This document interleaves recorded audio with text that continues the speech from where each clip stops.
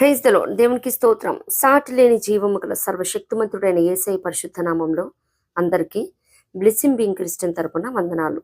మరి మన A to Z Christian టోన్స్లో భాగంగా ఈరోజు ఆల్ఫాబెట్ Q, క్వారెల్, వివాదం, తగాద అనే మాటని ధ్యానిద్దాము.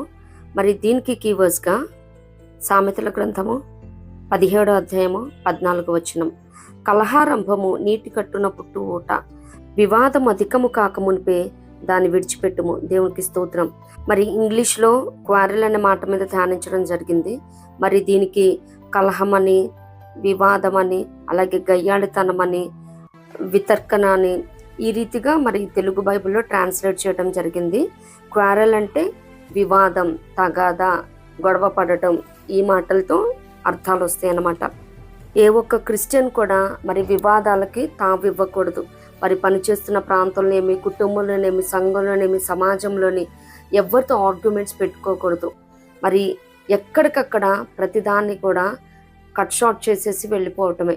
ఎందుకంటే ఈరోజు రేపు యూట్యూబ్ ఓపెన్ చేయటం ఆలస్యం. మనోళ్ళే డిబేట్లు పెట్టుకొని ఆర్గ్యుమెంట్స్ చేసుకొని నేను విన్ అవ్వాలని ఎవరికి తోచిన డాక్టరీన్స్తో వాళ్ళు వచ్చి దేవుని నామాన్ని బాహాటంగా అవమానపరుస్తూ ఉన్నారు. ఈ రీతిగా ఎవ్వరూ ఉండొద్దు.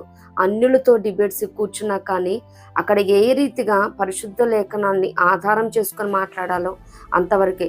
ఎందుకంటే అక్కడ జరుగుతున్న డిబేట్ ద్వారా కొంచెమైనా ఉపయోగకరంగా ఉండాలి.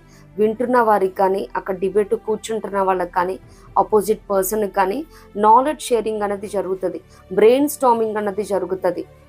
డిబేట్ ఎప్పుడైతే మరి అదొక వివాదం లాగా ముగియనున్నదో అప్పుడు దాని నుంచి మరి కట్ చేయటం, అవాయిడ్ చేయటం బెటర్. ఎందుకంటే ఇంకా అక్కడి నుంచి మళ్ళీ పర్సనల్గా గ్రడ్జ్ దాకా వెళ్ళిపోతూ ఉంటుంది. ఈ రీతిగా ఎవ్వరు ఏ క్రిస్టియన్ కూడా ఇన్వాల్వ్ అవ్వదు. ఇంట్లో కూడా ఒక మాట వచ్చినప్పుడు ఎదుటి వ్యక్తి సైలెంట్ అయిపోతే ప్రాబ్లమ్సే ఉండవు. ఎక్కడ చూసినా మరి సనుగుళ్ళు, గొనుగుళ్ళు, తగాదాలు, వివాదాలు క్రిస్టియన్ ఫ్యామిలీలో అసలు వీరు ఉన్నారా లేదా అన్నట్టు ఉండాలన్నమాట.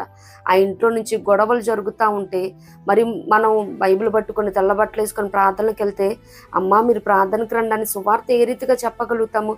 ముందు నీ ఇంటిని చక్కబరుచుకోమ్మా అంటారు. మొహం ముందు అనేవాళ్ళు ఉంటారు, మొహం వెనక మన చాటున అనుకునేవాళ్ళు, మన వెనక అనుకునేవాళ్ళు కూడా లేకపోలేదు. మొదటిగా ప్రతిదీ కూడా ఫస్ట్ మన ఇంటిని మనం బాగు చేసుకుందాం.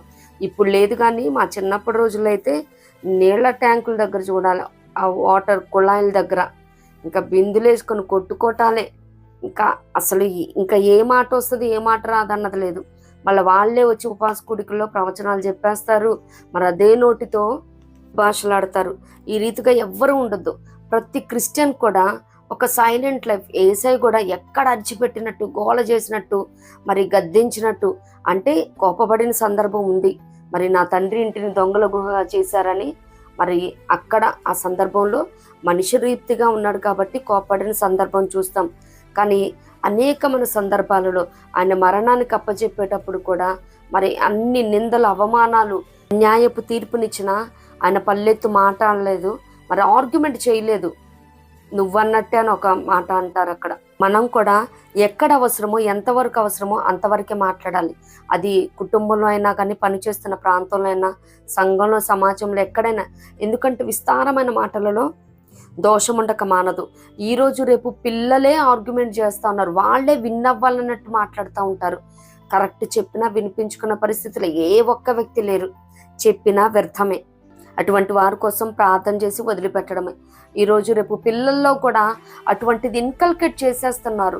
ఎక్కువ రిలీజియస్ ఇష్యూస్ మీద మరి హైప్ క్రియేట్ చేసి అనవసరమైన ఇష్యూస్లోకి మనల్ని లాగుతూ ఉన్నారు. మరి పిల్లలు కూడా స్కూల్ కని పంపిస్తుంటే అక్కడ ఆర్గ్యుమెంట్స్ పిల్లలతో, మీ జీసస్ ఇట్లా అంట కదా, మరి ఊరకనే సిలివేశారా, ఏవేవో క్వశ్చన్స్తో బిడ్డలు వస్తూ ఉంటే నిజంగా అంటే ఇళ్లల్లో ఈ రీతిగా ఆర్గ్యుమెంట్స్ చేసుకుంటా ఉన్నారా బిడ్డల ముందు అని అనిపిస్తుంది అనమాట. అలాగే మనం పర్సనల్గా ఇంట్లో మాట్లాడుకుంటున్నప్పుడు కూడా ఇంట్లో తగాదాలు అవుతూ ఉంటే ఎప్పుడు ఆర్గ్యుమెంట్స్ పెట్టుకుంటూ ఉంటే పిల్లలు వాళ్ళు మానసికంగా సైకలాజికల్గా చాలా డిస్టర్బ్ అవుతారు. వాళ్ళ ఎడ్యుకేషన్ మీద కాన్సన్ట్రేట్ చేయలేరు. వారి కెరీర్ మీద అది చాలా బ్యాడ్గా నెగిటివ్గా ఇంపాక్ట్ అవుతుంది. వారు రేపు ఫ్యామిలీ లైఫ్లోకి ఎంటర్ అయినప్పుడు కూడా ఇదే ఇంపాక్ట్ చూపిస్తూ ఉంటుంది. మా అమ్మ మా నాన్న అలా ఉండేవాడు, మా తాత మా జేజ మా అత్త మా మామ, ఇదంతా వాళ్ళు చూస్తూ వస్తారు. కాబట్టి పిల్లలకి మనం చెప్పేదానికంటే వాళ్ళని ట్రైన్ చేసేదానికంటే వారు చూస్తున్న దానికి ఎక్కువ ఇంపాక్ట్ చూపిస్తుంది వాళ్ళ బ్రెయిన్ మీద. సో ఎప్పటికప్పుడు ఎవరో ఒకరు తగ్గాల్సి ఉంటుంది. ఎందుకంటే ఒక సేయింగ్ ఉంటుంది కదా, బిహైండ్ ఎవ్రీ ఆర్గ్యుమెంట్ ఈ సమ్టైమ్స్ ఇగ్నోరెన్సీ. ఆర్గ్యుమెంట్ దాకా వెళ్ళిందంటే మనం మూర్ఖంగా ముందుకు తీసుకెళ్తున్నామని. మనం చేయాల్సిందల్లా ఎప్పటికప్పుడు ఏ పరిస్థితి అయినప్పటికీ, అది మనం జాబ్ చేస్తున్న మేనేజర్ దగ్గరైనా, ఇంట్లో బెటర్ హాఫ్ దగ్గర, భార్యాభర్తల మధ్య అయినా కానీ, అత్తమామల దగ్గర అయినా, ఎక్కడైనా silence and smile are two powerful words. Smile is the way to solve many problems and silence is the way to avoid many problems. కొంచెం మాట పెరుగుతుందన్నప్పుడు ఓకే దుష్టుడు ఎంటర్ అయ్యాడా అనుకోవటం, ఎవరొకళ్ళు స్మైల్ ఇచ్చి ఊరుకోవటమో, అయితే జస్ట్ స్మైల్ అండ్ సైడ్ పక్కకి వెళ్ళిపోవటం, లేదు అసలు ఏం మాట్లాడకుండా ఉంటే అసలు గొడవే ఉండదు అనుకొని తర్వాత ఆ దురాత్మ ఇంట్లో నుంచి వెళ్ళిపోయిన తర్వాత ఒకరికొకరికి సారీ చెప్పుకుంటే దేర్ ఎండ్స్ ద మ్యాటర్. అలా కాకుండా మీ పుట్టింటోళ్ళు పెళ్లి టైంలో ఎలా చెప్పారు, మీ పుట్టింటోళ్ళు అట్టాంటోళ్ళు ఇట్టాంటోళ్ళు అని చెప్పుకుంటా ఉంటే గొడవ పెరిగిపోవటం, అది లాగంగా తెగిపోద్ది. మనం చదువుకున్న కీవర్డ్స్ కూడా అదే కదండి. వివాదం అధికము కాకమునిపే దాన్ని విడిచిపెట్టుము, అధికమైతే అది విడాకుల దాకా వెళ్ళిపోతుంది, తెగిపోతుంది. ఏ రిలేషన్ అయినా మనం కాపాడుకోవాలంటే ఏమీ లేదండి, సైలెన్స్, స్మైల్ అండ్ సైడ్. దేవునికి స్తోత్రం. లేఖనాలు కూడా చూసినట్లయితే ఈ వివాదాన్ని ఎక్కువ చేసుకోకుండా ఏ రీతిగా ఉండగలం. అంత మాత్రమే కాదు, అసలు మనకి పట్టని విషయాల్లో కూడా ఏళ్ళు దూర్చే వాళ్ళు ఉన్నారు. ఏ క్రిస్టియన్ కూడా ఈ రీతిగా చేయొద్దు. తనకు పట్టని జగడమును బట్టి రేగువాడు దాటిపోవచ్చున్న కుక్క చెవులు పట్టుకుని వాడితో సమానం అంట. ఈరోజు రేపు కుక్కలతో కూడా పెట్టుకోలేమండి. లాస్ట్ వీక్ ఒక బ్రదర్కి కుక్క కరిసిందంటే చూడటానికి వెళ్ళాము. అసలు ఆ స్టోరీ చెప్తుంటే భయం వేసింది. ఆ ఊళ్ళో చాలా మందిని కొరుకుతా ఉన్నదంట. ఈ అన్నాన్ని పిలిచారంట ఈ బ్రదర్ని, కరుస్తుంది కొంచెం చూడంటే ఈ బ్రదర్ ఇంకా హీరోయిక్ లెవెల్లో దాన్ని మొహం మీద కొట్టారంట 2 times. అది అలానే మీద ఒక లయన్లా పడితే మళ్ళీ తర్వాత దాన్ని విడిపించుకున్నాడంట. ఇంకా అది ఏంటో పగబట్టిన పామిల్లే అన్న వాళ్ళ ఇంటి దగ్గర అది కాపేసి కూర్చుందంట. ఇంక ఇలా టర్న్ తీసుకునేటప్పుడు అంతే ఒక లయన్ ఏ రీతిగా అయితే దూకుతుందో అన్న ఫేస్ మొత్తం ఎక్కడంటే అక్కడ బ్రదర్ ఫేస్ మొత్తం పీకేస్తే లిప్పు మొత్తం 2 partsగా డివైడ్ అయిపోయింది. కంటి కింద నోస్ దగ్గర చీక్స్ మొత్తం ఎక్కడంటే అక్కడ పీకేసింది. కుక్కతో పెట్టుకుంటే అట్లానే ఉంటుంది. మనకి పట్టం దాన్ని వాళ్ళెవరో పాపం ఈయన మానాన్ని ఈయన వస్తున్నాడు ఉదయాన్నే పాలు తీసుకొని వాళ్ళు అడగటం, ఈయన కొట్టడం, అది ఆ రీతిగా చేసింది. పరిస్థితులను బట్టి మనకి పట్టంది రోడ్డు మీద ఎవరెవరో తగాదాడుకుంటా ఉంటారు. వాళ్ళలో వెళ్ళి ఇన్వాల్వ్ అయ్యామనుకోండి, మనం కూడా ఇలాగే ఇరుక్కోవాల్సి వస్తుంది అనమాట. మనకి సంబంధం లేని వాటిలో మనని నిరికించాలని దుష్టుడు ఏదో ఒక ఎర వేస్తూ ఉంటాడు. అమ్మో న్యాయం చెప్పాలి కదా, నా కళ్ళ ముందు అన్యాయం జరుగుతూ ఉంటే చూస్తూ ఉండాలి కదా. అక్కడ మోషే గారు కూడా ఒక హెబ్రీ అలాగే ఈజిప్షియన్ కొట్టుకుంటున్నప్పుడు తెల్లారెళ్ళి చూస్తాడు కదా, ఆ ఈజిప్షియన్ని చంపినట్టు మమ్మల్ని కూడా చెప్పుతావా అని అంటారు. ఈ రోజు రేపు లోకం అట్లానే ఉంది. మన మంచి కోసం వెళ్తే చెడే చుట్టుకుంటుంది. సో మనకి పట్టని జగడాన్ని, మనకి పట్టని దాన్ని, మనకి సంబంధం లేని దాన్ని ఏ క్రిస్టియన్ కూడా ఇన్వాల్వ్ అవ్వద్దు. కాకపోతే ప్రార్థన చేయండి, ప్రభువా పరిస్థితి ఇట్లాంటిది, ఈ రోజు రేపు క్రిస్టియన్స్ మనం ముందెళ్ళామనుకోండి ఎక్కడ దొరుకుతామని ఎవరిని మృంగుదామని వెతుకుచు గర్జించి సింహాలు తిరుగులాడుతున్నాడు వాడు. మనల్ని ఎక్కడ పట్టించుకొని ఎక్కడ ఇరికించాలని చూస్తూ ఉంది ప్రపంచం కూడా. ఎటువంటి కలహాలకి వెళ్ళొద్దు. మన దాకా వస్తే ఆర్గ్యుమెంట్ అంటే ఏసై కూడా నీవన్నట్టే అని ఎక్కడ ఎంతవరకు అవసరమైన మేర ఆ ఒక్కవాడు చెప్పారో, మన మీద అన్యాయంగా అమానుషంగా నిందలు అవమానాలు వేస్తున్నప్పుడు ఎంతవరకు ఎక్కడ ఎలా మాట్లాడాలో అంతవరకు మాట్లాడటం. Smile, silence and side. ఈ ఫండా ఒకటి గుర్తుపెట్టుకుంటే వివాదాలు అధికం కాకుండా ఉంటుంది. కుటుంబాలు కట్టబడతాయి. మనం చేసుకుంటున్న ఉద్యోగం కూడా మనం సాఫీగా చేసుకోగలుగుతాము. వెళ్తున్న సంఘంలో కానీ సమాజంలో కానీ మన భక్తిని, మన విశ్వాసాన్ని మనం కాపాడుకోగలుగుతాం. దేవునికి స్తోత్రం. అలాగే సామెతలు 23లో చూస్తే కలహమునకు దూరముగా నుండుట నరులకు ఘనత, మూర్ఖుడైన ప్రతివాడు పోరినే కోరును. మరి మూర్ఖులు ఏం చేస్తారు? ఉదయాన్నే లేచింది పొద్దు ఎవరితో గొడవ పెట్టుకుందామని చూస్తూ ఉంటారు. దుష్టుడు వారిలో ప్రవేశించి ఈరోజు ఎవరా ఎవరా అని చూస్తూ ఉంటాడు. వాడికి ఇంకా అది కోరుకుంటా ఉంటాడు, ఎవరితో గొడవ పెట్టుకోవాలా, వాడు విన్ అవ్వాలని చూస్తూ ఉంటాడు. ఎవ్వరు ఈ రీతిగా పెట్టుకోవద్దు. ఏ క్రిస్టియన్ కూడా మరి డిబేట్స్ కూడా ఛాలెంజ్ చేస్తూ ఉంటారు, రండి రండి మరి మీరు తెచ్చుకోండి, నేను ఇది తెచ్చుకుంటా, అది ఇది అని చేస్తూ ఉంటారు. ఎవ్వరు కూడా ఇటువంటి వారికి టెంప్ట్ అవ్వద్దు. సామెతలు 13:10 ఉంటుంది కదా, గర్వము వలన జగడము పుట్టును, నేను గొప్ప ప్లస్ నేను గొప్ప = గొడవ. ఎవరికి వాళ్ళు నేను గొప్ప నేను గొప్ప నేను విన్ అవ్వాలని ఎవరికి వాళ్ళు ఆర్గ్యుమెంట్ చేసుకుంటూ వెళ్తే ఏంటంటే అక్కడ జగడమే పుడుతుంది. ఎక్కడికక్కడ సైలెంట్ అయ్యి స్మైల్ ఇచ్చి సరే బాస్ సైనింగ్ ఆఫ్ అని వచ్చేటివే. అన్యాయం జరుగుతున్నా కానీ మరి మనల్ని అవమానించినా కానీ there is a time, God's is the truth but waits. మరి దేవుడు మంచేదో చెడోదో చూస్తూ ఉంటాడు, కానీ టైం పడుతుంది. When it comes they will know the truth. మరి 2 తిమోతి 2:23 అంటారు కదా పౌలు గారు, నేర్పు లేని మూడుల వితర్కములు జగడములు పుట్టించునని ఎరిగి అట్టి వాటిని విసర్జించుడి. మిడిమిడి జ్ఞానంతో హాఫ్ నాలెడ్జ్తో వచ్చి కూర్చుంటారు. మీ బైబిల్ అట్లా ఉంది కదా, ఈ బైబిల్ ఎట్లా ఉంది కదా, ఆ లేఖనం ఆ వాక్యం ఎట్లా ఉంది కదా అని. అసలు అలాంటి వారితో మరి జగడం పుడుతుందని తెలిసి అటువంటి ఆర్గ్యుమెంట్స్కి ఎవరు వెళ్ళొద్దు, అటువంటి వాటిని విసర్జించమని పౌలు గారు చెప్తా ఉన్నారు. అలాగే మరి తీతుకు రాసిన పత్రిక 3:9 చూస్తే అవివేక తర్కములను వంశావళులను కలహమును ధర్మశాస్త్రమును గూర్చిన వివాదమును నిష్ప్రయోజమును వ్యర్థములనే ఉన్నవి కనుక వీటికి దూరముగా నుండుము. చాలా మంది బైబిల్లో లేని వాటిని వాళ్ళు ఏందో పెద్ద పరిశోధిస్తున్నట్టు, ఆ పుస్తకంలో ఎట్లా ఉంది, ఈ పుస్తకంలో ఎట్లా ఉంది.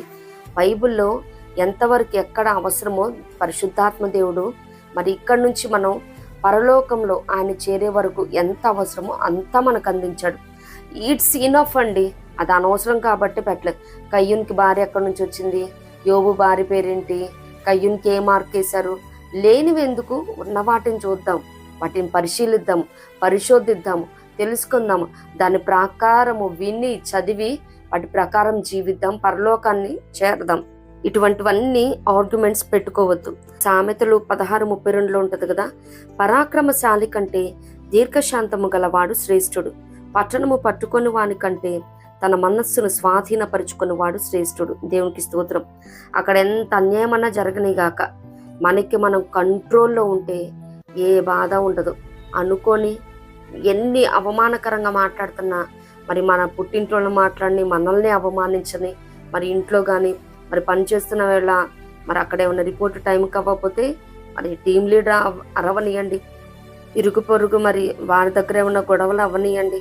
ఏ విధం చేతనైనా కానీ మరి శాంతం కలిగి ఉన్నప్పుడు, దీర్ఘశాంతం కలిగి ఉన్నప్పుడు, ఎందుకంటే ఆత్మఫలాలలో దీర్ఘశాంతం ఒకటి కదా, మరి ఇది ఫాలో అయితే ఏంటంటే చాలా వరకు గొడవలు కూడా కంట్రోల్లో ఉంటాయి. గొడవలు కంట్రోల్లో ఉండాలంటే కోపాన్ని కంట్రోల్లో పెట్టుకోవాలి. మరి సామెతలు 29:22 ఉంటుంది కదా, కోపిష్ఠుడు కలహము రేపును. ప్రసంగిలో కూడా ఉంటుంది కదా, ఆత్రపడి కోపపడవద్దని. అలాగే ఓర్పు కలిగి ఉందాం, దీర్ఘశాంతం కలిగి ఉందాం. ప్రసంగిలో ఉంటుంది కదా, మరి ఓర్పు అనేకమైన ద్రోహ కార్యాలు జరగకుండా ఆపుతుందంట. ప్రతి ఒక్కరం కూడా మరి వివాదం వల్ల ఎక్కడికెక్కడికో మరి అది దారి తీయకుండా ఆ కాన్సిక్వెన్సెస్ మరి ఓర్పు కలిగి దీర్ఘశాంతం కలిగి ఉన్నప్పుడు దేర్ ఎండ్స్ ద మ్యాటర్. మరి సామెతలు 30:33 ఉంటుంది కదా, పాలు తరచగా వెన్నుపుట్టును, ముక్కు పిండగా రక్తం వచ్చును, కోపము రేపగా కలహము రేపును. కోపం యొక్క కాన్సిక్వెన్స్ కలహం, స్ట్రైఫ్, ఆర్గ్యుమెంట్, క్వారెల్. అలాగే ఎప్పుడు ఇంట్లో లేచింది పొద్దు గొడవలు, తగాదాలు, సనుగుళ్ళు ఇవేమీ కుటుంబాల్లో ఉండకూడదండి. సామెతలు 21:19 ఉంటుంది కదా, ప్రాణము విసికించి జగడగుండి దానితో కాపురము చేయుట కంటే అరణ్యంలో నివసించటం మేలు. అంటే సన్నాసం తీసుకోవటం మేలు అని చెప్తున్నారనమాట ఇక్కడ. మరి నిజమే, లేడీస్ పోర్ ఎట్లా ఉంటుందంటే ఇంకా చచ్చిపోవాలనిపించిందంట సంసోన్ గారికి. ఆ దెలీలా చేసిన టార్చర్కి ప్రాణం విసికిపోయి ఆ నిజం రివీల్ చేస్తారు. మరి ఏ ఆడవాళ్ళు కూడా ఈ రీతిగా ఉండొద్దు, మరి భక్తిగల స్త్రీలలే ఉండాలి. మరి పేతురు గారు అంటారు కదా, వాక్యం లేకుండానే భార్య నడవడిక ప్రవర్తన బట్టి భర్తను రాబట్టుకోవచ్చు అన్నది. ఆ రీతిగా మరి సామెతలు 31:10 నుంచి ఉంటది కదా. మరి గుణవతి అయిన భార్య లక్షణాలు ఉన్నాయి. మరి ఎక్కడా కూడా సనిగినట్టు గొనిగినట్టు ఉండదు. మరి ఏ స్త్రీ కూడా ఈ రీతిగా ఉండొద్దు. మరి కన్నీటితో ప్రార్థనలు చేస్తారు, ప్రవచనాలు చెప్తారు, దర్శనాలు చెప్తారు, మంచి ప్రార్థనలు బారు మీటర్లు చేస్తారు. ఇంట్లోకి వచ్చేసరికి మాత్రం అసలైన నరకం ఉంటుంది. కొంచెం మాట కూడా ఓర్చుకోలేరు. టెంపర్, చాలా బ్యాడ్ టెంపర్ ఉంటుంది లేడీస్కి. ఇవేమి కూడదండి. మనం క్రీస్తును పోలి నడవాలి. అలాగే సామెతలు 25-24లో కూడా ఉంటుంది కదా, గయ్యాళ్ళితో పెద్ద ఇంట నుండుట కంటే మిద్దె మీద ఒక మూలను నివసించుట మేలు. పెద్ద పెద్ద బంగ్లాలు, బిల్డింగ్లు, పాలరాతి బంగ్లాలు తెల్లగుంటాయి. ఇంట్లోకి వెళ్తే నో పీస్ ఎట్ ఆల్. శాంతి ఉండదు, సమాధానం ఉండదు, సంతోషం ఉండదు. మన సాక్ష్యాలు వింటాం కదా మనం. మరి ఇల్లు అయితే పెద్దగా ఉంది కానీ మనసులో ఎక్కడ సమాధానం ఉండదు, సంతోషం ఉండదు. ప్రాబ్లమ్స్ అన్నీ లేడీస్తోనేనండి. మరి ఏదోని వలంలో కూడా అవ్వమ్మ గారు తినబట్టే గొడవ అంతా వచ్చింది. మరి స్త్రీ బలహీనం ఘట్టమని ఎంచి మరి పురుషులైనా కానీ కొంచెం అడ్జస్ట్ అవుతూ ఉన్నప్పుడు గొడవలు చాలా వరకు తగ్గుతాయి. ఎందుకంటే అది మా జెనెటిక్ ప్రాబ్లం, ఇంకంతే. కానీ ప్రార్థన ప్రతి పరిస్థితిని, ప్రతి స్థితిని మారుస్తుంది కాబట్టి ఎక్కువ ప్రార్థన చేసుకోవాలి. మరి లేడీసే ఎందుకంటే ఈ రీతిగా ఉంటుంది. మరి వాళ్ళకి పెళ్ళైన తర్వాత, పిల్లల కన్నా తర్వాత హార్మోన్స్ డిజార్డర్ అవుతూ ఉంటుంది. మరి పేరెంటింగ్లో చాలా ఫ్రస్ట్రేటెడ్గా ఉంటారు. ఈరోజు రేపు ప్రతి ఒక్క స్త్రీ కూడా మరి జాబ్ చేస్తూ ఉన్నారు. వర్క్ ఫ్రమ్ హోమ్ కానీ ఏదైనా ఇంటి పని కంటికి కనిపించదని ఉదయం లేచింది పొద్దు అదేందో హోటల్లో మరి గొడ్డు చాకిరి అంటారు కదా, దాన్ని మేత వేయాలి, దాన్ని శుద్ధి చేయాలన్నట్టు పనులు ఉంటాయి. మరి అన్నిటి వల్ల కూడా ఫ్రస్ట్రేట్ ఫీల్ అవుతూ ఉంటారు. ఏదేంటికి మరి యెహోవా యందు భయభక్తులు కలిగిన స్త్రీ కొనియాడబడుతుంది అన్నట్టు మరి తను ఏ రీతిగా గుణవతైన భార్య చీకటితోనే లేచి పనులన్నీ చేస్తుందో వారి బిడ్డలు లేచి అమ్మ నువ్వు సూపర్ అమ్మ అంటారు. అలాగే గౌనుల యొద్ద చేసిన పనులను బట్టి కొనియాడబడుతుంది. మరి అక్కడ ఆమె కూడా బిజినెస్ ఉమెన్ గానే చూస్తున్నాం కదా. ఆమె పని వారికి పని వేస్తుంది, మరి తిను పని చేస్తూ ఉంటుంది. తన యజమాని కూడా కిరీటంగా ఉంటుంది. ప్రభు స్తోత్రం. ఈ రీతిగా యేసయ్య నాకు కూడా మరి గుణవతి అయిన భార్యకు ఉండాల్సిన లక్షణాలు ఇవ్వయ్యా. ఎందుకంటే ఇప్పుడు మనం చదువుకున్నాము గయ్యాళి అనే భార్య అని, భార్యతో పోరని. మరి రీసెంట్గా డాక్టర్ అండ్ పాస్టర్ నోవా గారు అదే చెప్పారు. 31 సామెతలు 31 సార్లు ప్రతి స్త్రీ చదవండి, ఆ లక్షణాలు వచ్చేస్తే మీరు అలా ట్రాన్స్ఫార్మ్ అయిపోతారని. నిజమేనేమో, అవి చదువుతూ ఉంటేనన్నా కొంచెం ట్రాన్స్ఫర్మేషన్ జరుగుతుంది. దేవుని స్తోత్రం. కుటుంబంలో సనుగులు సంశయాలు కూడా ఉండకూడదు.